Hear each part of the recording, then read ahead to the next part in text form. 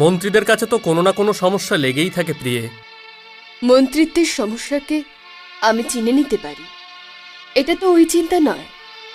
মনে হচ্ছে মহারাজ এমন কিছু কথা বলেছেন যা কিনা আপনাকে চিন্তায় ফেলে দিয়েছে। এটা তুমি কি করে জানলে?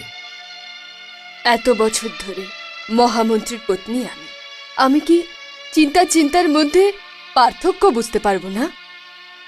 রাজভবন থেকে ফেরার পর থেকেই আপনাকে চিন্তিত দেখাচ্ছে, আর এই চিন্তা ওখান থেকেই এসেছে।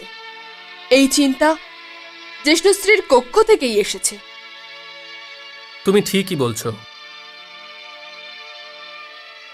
আমি তো এটার কোনো সূত্র খুঁজে পাচ্ছি না যে শকুনি মশাই যুধিষ্ঠিরকে বারণাবত কেন পাঠাতে চাইছেন।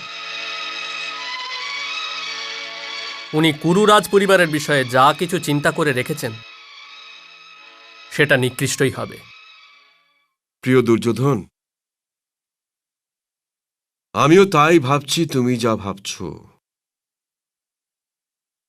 আমি তাই চাইছি যা তুমিও চাইছ, কিন্তু আমি কিছুই করতে পারছি না। কারণ আমাকে চারদিক থেকে জ্যেষ্ঠ তাতুশ্রী বিদুর, দুজন আচার্য, কৌরব আর কৌরবের সামন্ত আর নগরবাসী মিলে ঘিরে রেখেছে। আর ওরা সবাই সবাই যুধিষ্ঠিরেরই পক্ষে আছে। এই জন্য যা করতে হবে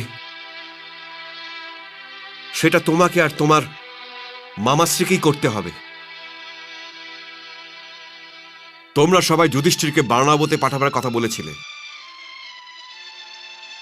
আজ বিদুরকে বললাম তো বলল যে যুধিষ্ঠিরকে বারণাবতে পাঠাতে ওর কোনো আপত্তি নেই, কিন্তু যদি ওর সাথে আমিও যেতে পারি তবে খুবই ভালো হতো। আর যদি আমি না যেতে পারি তবে ওর সাথে যেন তোমাকে আর দুঃশাসনকে পাঠিয়ে দিই। এটা কিভাবে হতে পারে পিতাশ্রী? সেটাই তো আমি বলতে চাইছি বৎস।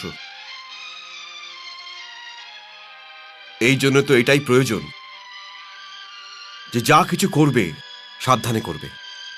আমি যা কিছুই করছি পিতাশ্রী, ভীষণ সাবধানের সাথেই করছি।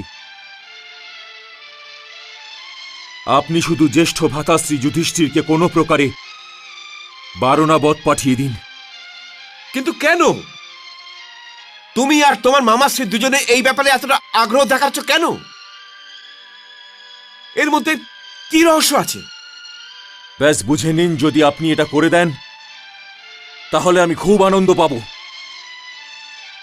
আর তার সাথে রাজমুকুটটাও পেয়ে যাব।